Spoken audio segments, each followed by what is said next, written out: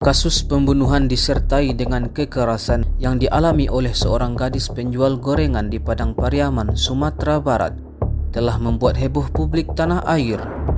Beritanya viral dan disiarkan di mana-mana. Semua orang dibuat terkejut akan berita hilangnya gadis yang sedang mencari nafkah untuk kebutuhan hidupnya dan keluarganya tersebut. Dan pihak kepolisian pun bergerak cepat mencari keberadaan pelaku pembunuhan keji tersebut. Lalu, apa motif pelaku melakukan aksi kejinya? Dan bagaimana kronologi kejadian tersebut? Pada video kali ini, kita akan membahas tuntas semua detail kejadian nahas yang menimpa gadis Malang, penjual gorengan yang jasadnya ditemukan terkubur di perkebunan warga tersebut. Video ini akan kami ilustrasikan dan sampaikan dalam bentuk alur cerita.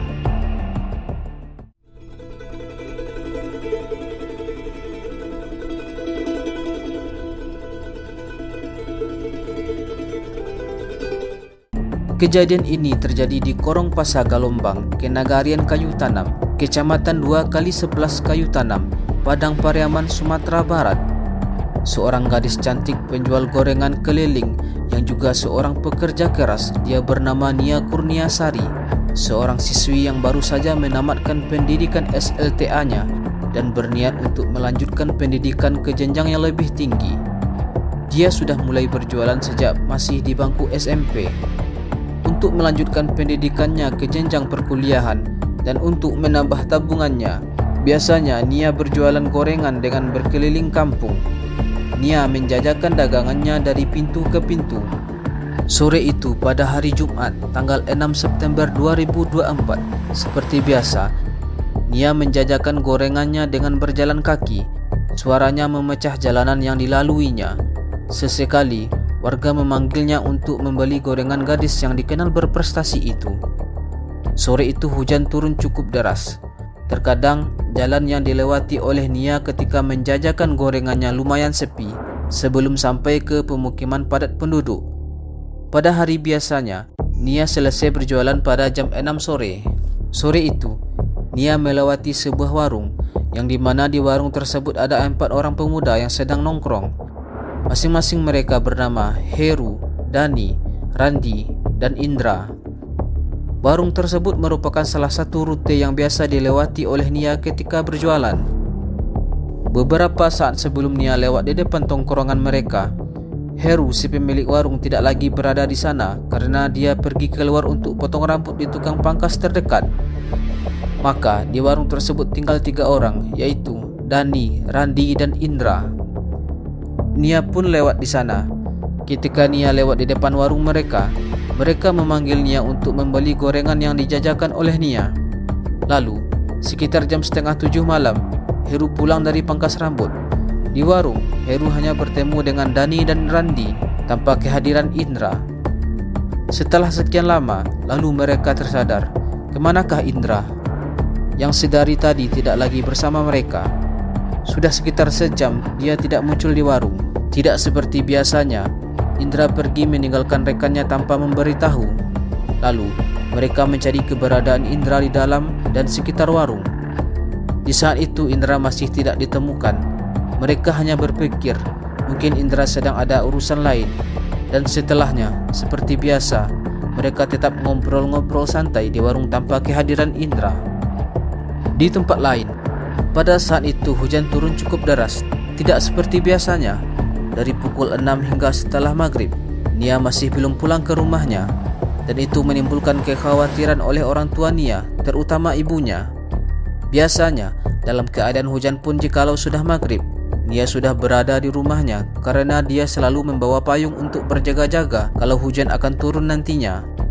Namun, sampai jam 8 malam, Nia pun masih belum pulang, yang membuat keluarganya semakin tidak tenang dan khawatir jika terjadi sesuatu terhadap Nia.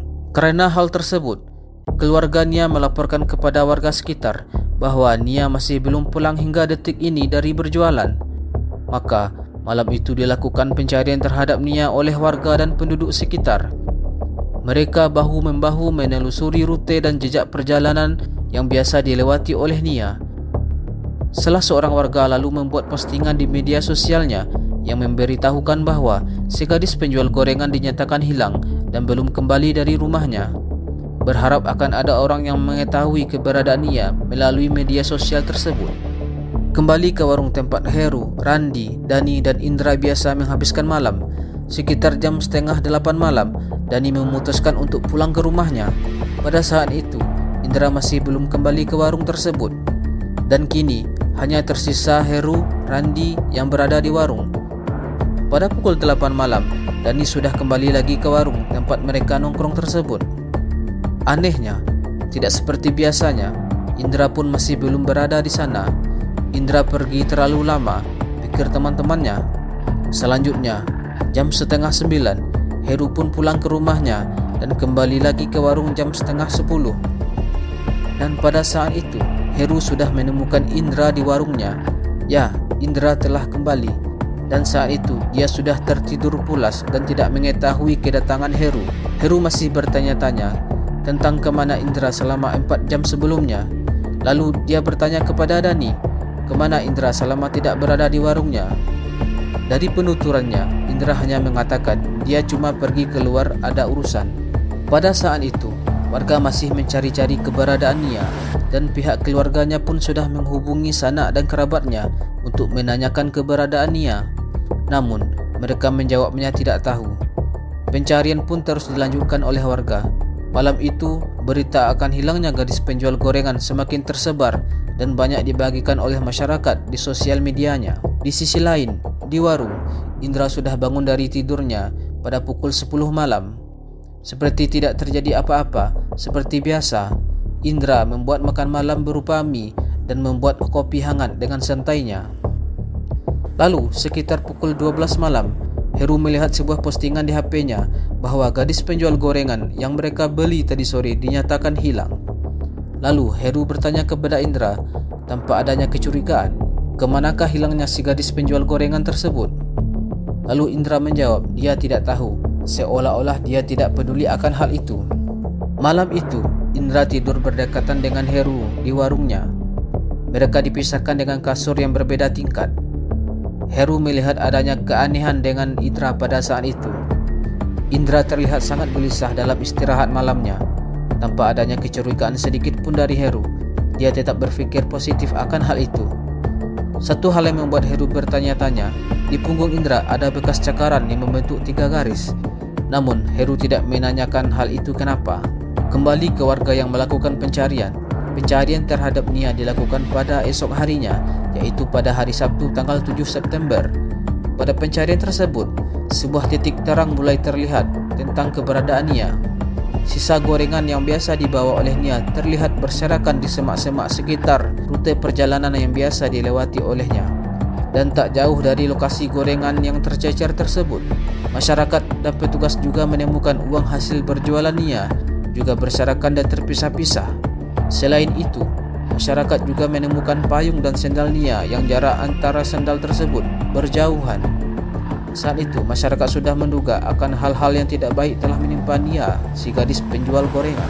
Di sisi lain, di warung, pada pukul 11 siang itu, Dani telah sampai ke warung yang mana sebelumnya dia tidur di rumahnya. Dan setelah sampai di warung, dia langsung persiapan untuk buka warung pada hari itu.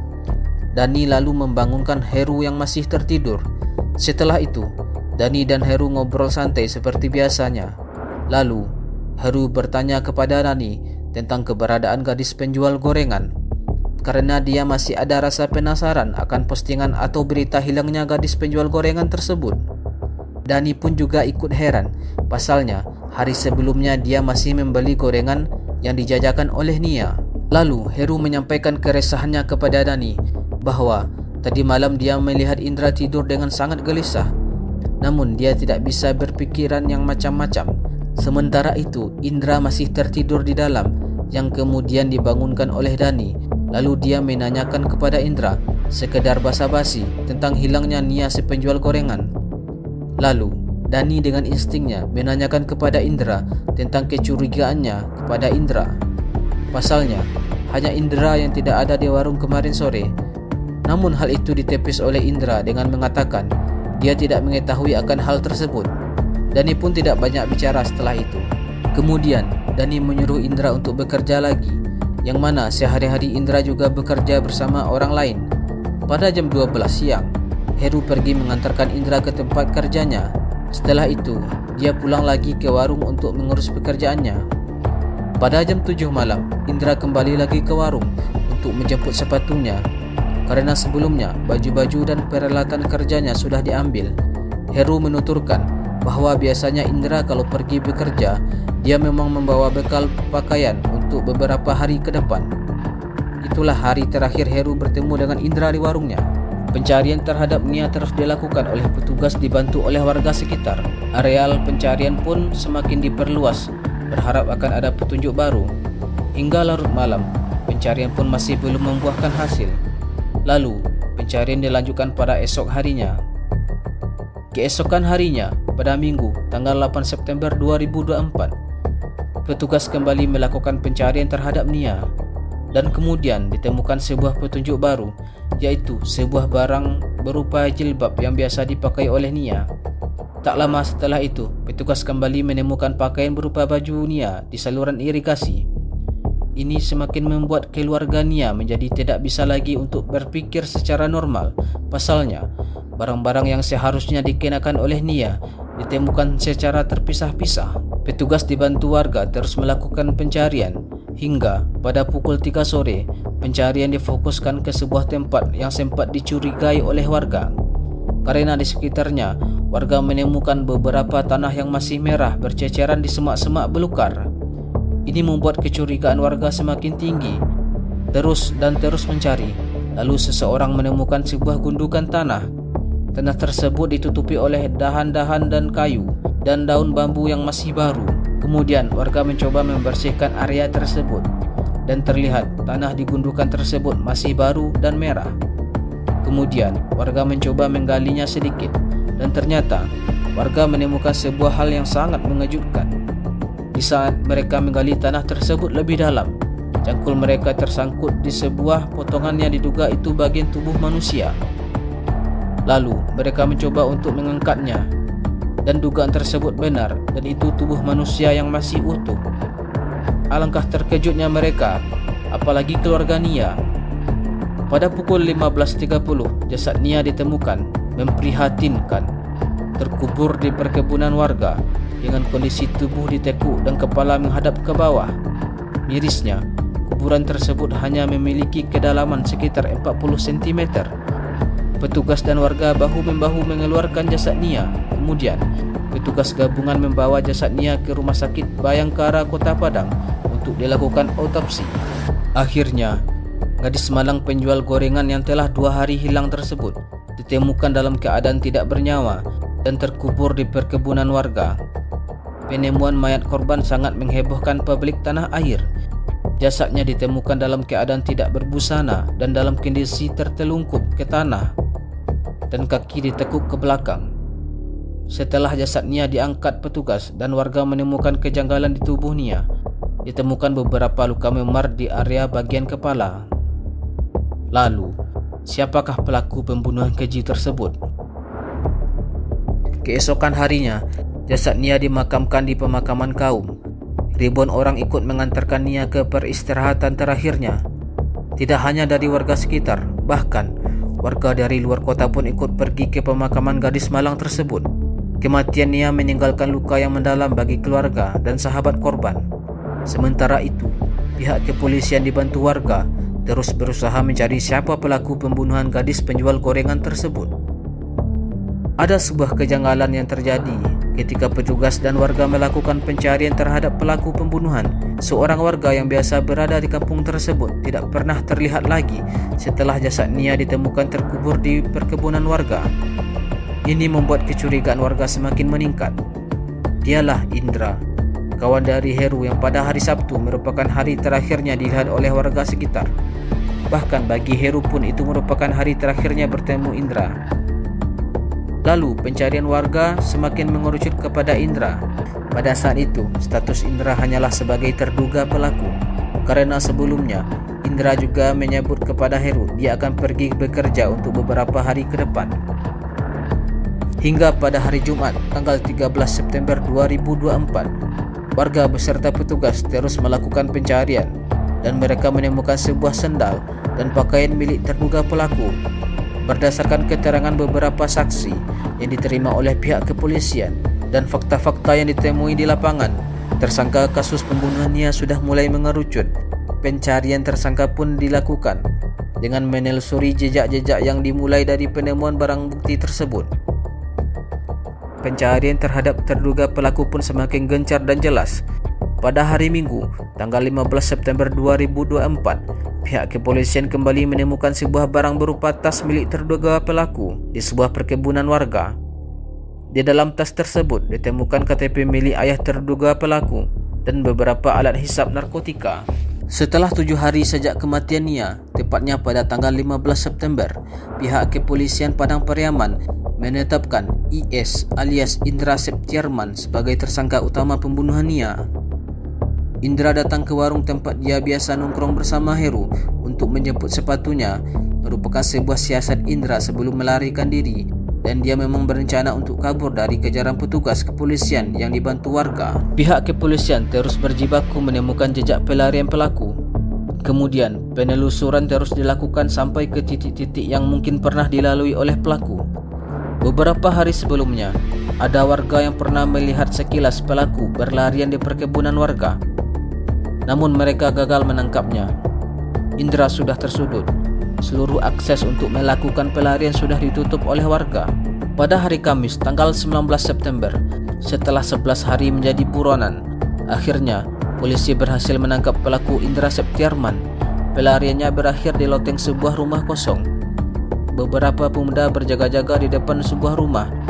Berdasarkan kecurigaan warga pada sebuah rumah kosong yang terletak di Padang Kabau, Nagari Kayu Tanam, yang diduga berkemungkinan pelaku bersembunyi di dalam. Setelah diselidiki dan melihat rumah tersebut dari dekat, ternyata rumah tersebut terkunci dari dalam. Biasanya, rumah tersebut tidak pernah dikunci oleh pemilik rumah. Warga semakin curiga bahwa seseorang telah masuk ke dalam rumah tersebut. Kemudian, beberapa warga melihat ke dalam melalui jendela, dan sebuah bayangan yang berada di dalam rumah tersebut terlihat jelas dari luar. Polisi dan warga terus mengintai rumah tersebut dan mengepungnya dari segala sisi. Ratusan warga ikut menyaksikan proses penangkapan tersangka Indra. Hingga pada akhirnya, Indra ditemukan bersembunyi di loteng rumah kosong tersebut. Tanpa melakukan perlawanan, Indra digelandang ke kantor polisi untuk dimintai keterangan dan guna untuk mempertanggungjawabkan perbuatannya. Indra Septiarman ternyata adalah seorang residivis.